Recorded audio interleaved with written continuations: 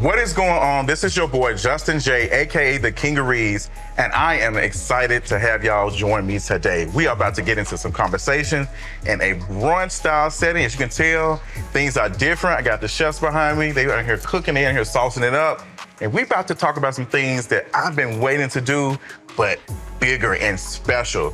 So I'm bringing together some of my amazing friends and allies to have a conversation about a topic that is really personal to me: HIV stigma and discrimination.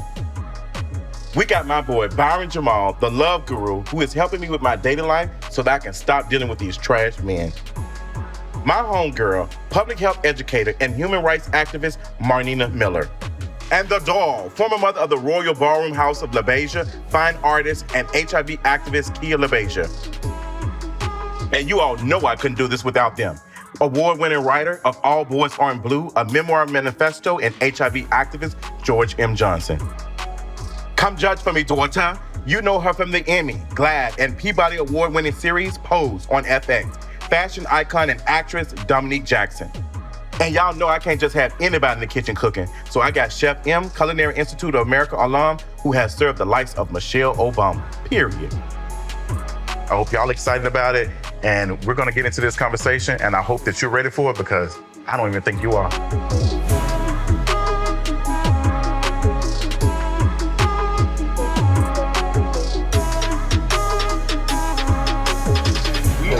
Yes. Oh my, absolutely. And it's the one for me. It's the one for me. Why? Absolutely. Yes. Hi, nice Like, y'all are here. Oh my God. in the flash. Absolutely. So, but we're gonna join over here and sit down, and we're gonna get into a brunch and some other conversations. I hope y'all are ready for them. Let's Yes, go. we are. Here it is. The category is dating, disclosure, and doing it. Now take it from me. Dating can be the ghetto, and living with HIV can make it even more ratchet. But that's why I'm opening up the conversation with my pause friends and non-pause friends, Dominique and Byron. I got all you here today, and I wanted people like us who are positive, but the experiences are like, you know, dating and getting to know folks and all the other stuff. I don't even go on a date prior to disclosing, because I'm not even gonna entertain being out in public and some type of weird interaction Or because reaction. you didn't know a reaction happened. And so prior to me even going on dates or anything, people already know that I'm HIV positive. You know, I think my experience is a little different because I was born with HIV. So I'm a long-term survivor. Yeah. So I've been living with HIV for 31 years. Wow. And so for me, it's not just like I go on a date and I have to disclose. It's like I've been dealing with that since I was a little child. After my mother died, it was like no one was there to tell me what to do, you know? So I have to go through this as an infant and a child and a preteen and a teenager, and then coming into adulthood and having these sexual relationships. It's like I didn't know how to disclose, you know? And I had moments where I didn't at first, you know, because I didn't know what to do, you know? I don't want to feel like I'm not sexy or I'm not pretty or I'm not beautiful or I'm going to be denied or any of that. So Kia, I'm glad that you brought that up, because I think everybody's diagnosis and everybody's experience around HIV is different. Like you said, you were born with HIV, and you get asked that question, who gave you HIV? And I'm like, girl, for myself personally, no one gave me HIV. I had consensual sex with all of my partners, and I contracted the virus that I'm taking care of and I'm living, period. So I'm gonna move on to Marnina, because your experience is probably similar to mine. And how do you navigate that when people ask you, who gave you HIV? Oh, that is such a heavy subject, because as a Black cisgender woman, although we only make up 7% of the population, we make up 60% of those that are living with HIV. And a lot of people don't understand that or know that statistic. And so because of the violence that's perpetuated against women living with HIV bodies, I have to be very careful about the conversations that I have around disclosure, around talking about my experience, around telling folks my diagnosis. And so I automatically go into the conversation of, it's not your business. You in my business. Don't do that. And that's my story to tell. Period. Because that is a traumatic experience, and that is trauma-filled. And we have to be careful about letting everyone know our story, especially people that do not giving up the coin. You're not giving up the coin. You're not. Or the cakes, you know. Do you deserve deserve my story. Period. And as a queer woman, it is a different experience for me. And so I do go into detail and explain it if I feel comfortable enough to do so. But I think it's up to everyone to help end the HIV epidemic, those that are living with HIV and those that are negative. I'm an activist out of love and necessity and coin. Right. Thank you for that, because it is educating now, because now I can go out and I can say to people that protection is not just about condom. Yes. Right? Thank you. So for me, it was, I'm not touching anyone, because I was in a community where every time I turned around, someone was HIV positive, and being an immigrant, if I contracted HIV, I may not have been able to get my green card. So I was very skeptical. It was always about no. Even if someone rumored it, it was no. It's about being able to communicate, and the fact of the blaming. I'm so glad that you are here for this conversation, because it lets us know like how disclosure works, not as a person who's living with HIV and AIDS, but as a trans woman. Like, it's all connected. That's the thing, is that it really starts with education, because when people don't know, and they don't know what they don't know, they get into these kind of situations. And I think that's why these kind of conversations are so important. So I was gonna say, like, Dominique, as a person, like, you're not living with HIV, but you understand what it is for people like us who are positive, like what the experiences are, like, you know, dating. Well, the familiarity for me is that I was going home in a cab one night with my kids, and one said to me, "Mom, I can't hold this anymore. I'm HIV positive." And I looked to the other one for support, and there was a bit of confusion, because here's a 17-year-old kid telling me that they're positive and looking to me as their mother, and I'm like, oh my God, okay. And so as I look to the right, my son on the right says to me, "Yeah, Mom, I'm positive too." Who we are or what we have is a curse, because society makes us feel like that. For me, I took that shit back, right? Me being trans, me being black, me being an immigrant does not mean that I cannot be loved. It meant that I had to fight harder to find that love. But I would find true love, because for someone to respect me for who I am and love me meant that they did their research and they have the heart that I need. And that's how I relate to disclosure. Wow. See, like your experience, even though you're like negative, like you're still very much in this conversation about disclosure and how important a person, that it's just not me as a person living with HIV to be informed and all that. It's all of our jobs. It's also HIV criminalization laws.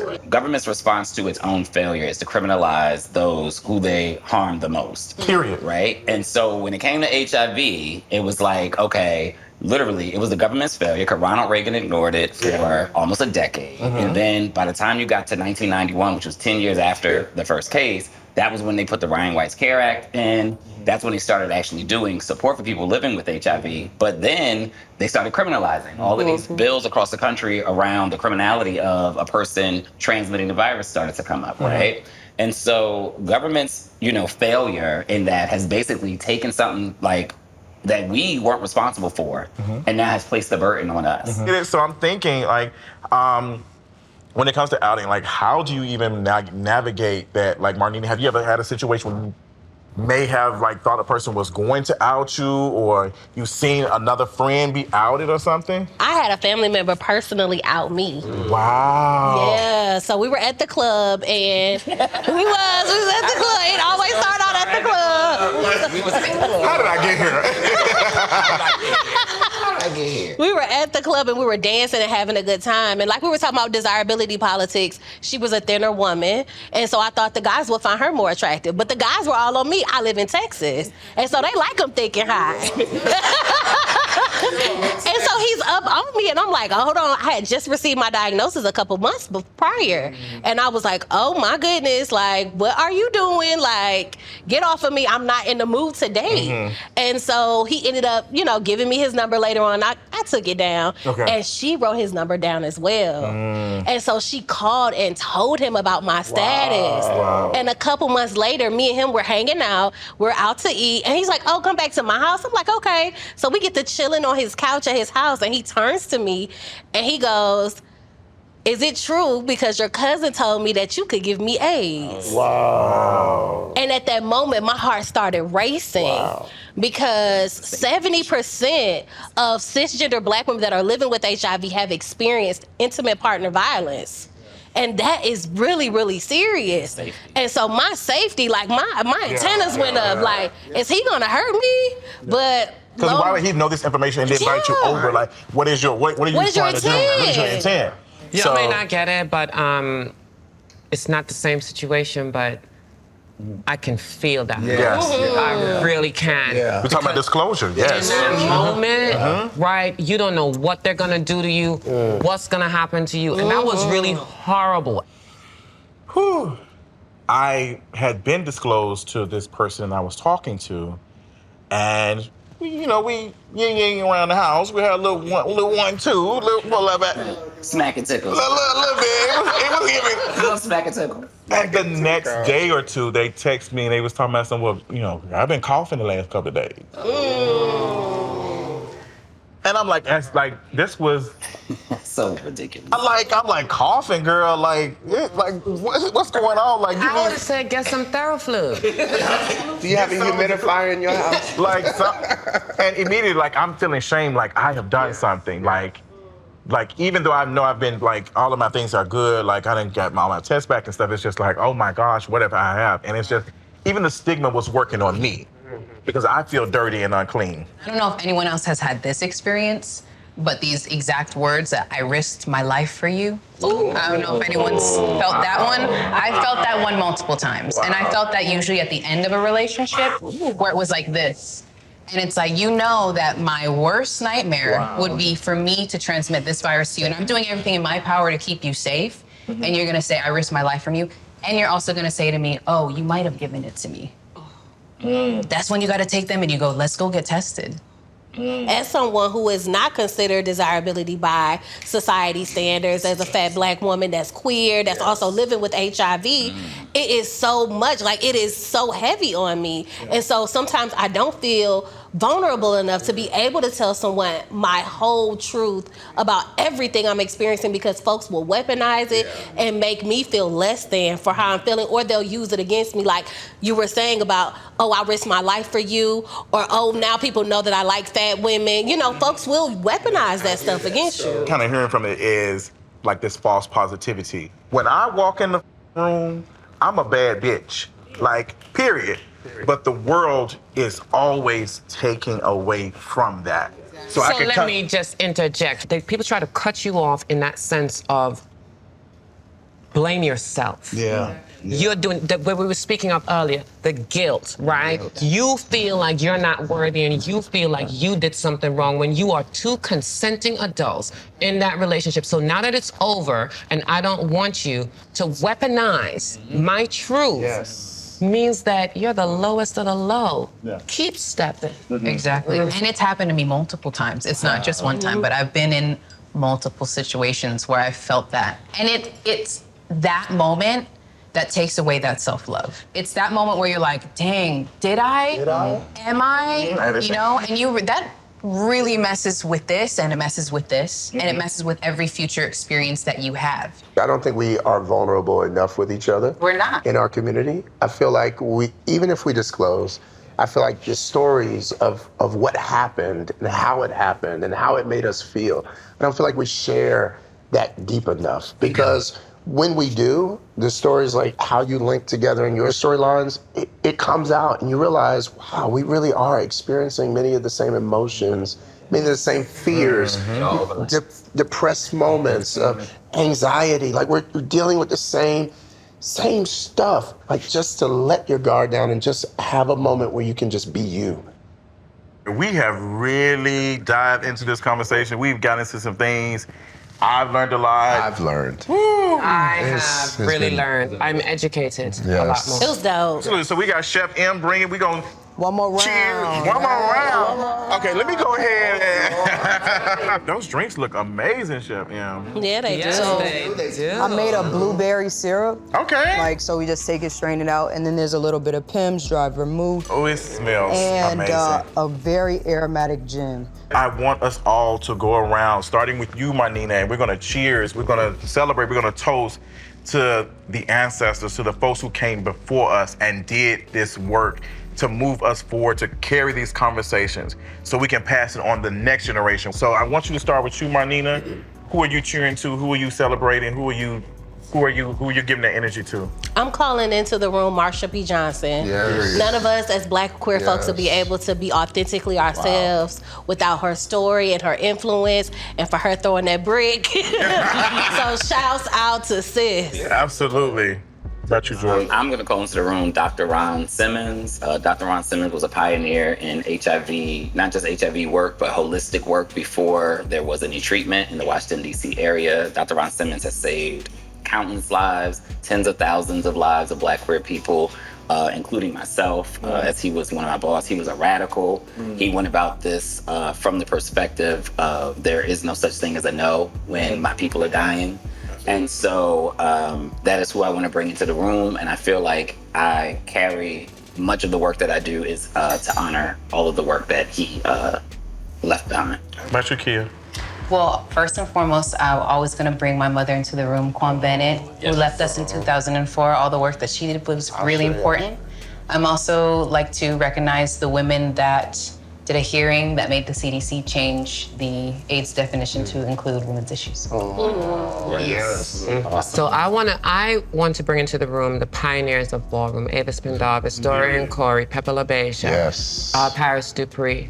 I would also like to bring in Octavia St. Laurent, Danielle Revlon, and I would also like to bring into this room all of those who have given their lives in us being able to sit here today and have this conversation. Absolutely. Yeah, I bring into the room LaPrince Wheeler, who is my cousin who passed HIV. And lastly, I bring in James Baldwin, who, because of his writing, helped me be free. Both of them taught me to fight for what is right and to love without failing, so. And the person I am calling on and speaking love to is my brother, who recently passed away a couple of months ago. He was the first person that I told that I was positive and I tested positive, and he's been there for me. Even in his passing, he's been carrying me on, like literally putting and working and doing all these things while remembering him and thinking about him it's been a lot, but I know that he is very proud of me and pushing me forward to continue to do great things with great people like you all. So I really appreciate that. And we ain't gonna end on no sad moment. We gonna cheers to all the folks who came before us and will come after us. Let's be here. Period. Cheers. One big one in the middle. Absolutely. Cheers to change. Yes. Now, y'all, it's time to eat. So to make y'all a little bit more comfortable, we gonna have Chef M finish us off and get us something to eat. So my whole thought is you guys said you were gonna sit and elevate the conversation, so I thought I would take something that was us and try and elevate it as well. Okay. And that's kind of my food lens, is taking things that we know and are familiar with and then bringing something, unique and global to it. Ooh, come on. Child, I done grabbed my fork already. I'm ready. Wait, you gotta start with the egg. Everybody knows if it's poached egg on it, first break the yolk, it's a part of the sauce. Okay, it's the presentation for me. Okay. Oh, it's the sexiness for me. It is. I'll take it. Yeah, Chef M. This is why we did a 2-drink minimum. Give some orange juice to tone it down a little bit. No, see, But Dominique is very much turning it up, not turning it down. why would we ever want to turn down? Everyone has turned us down for so long. It's time to turn up. See that? You have a point.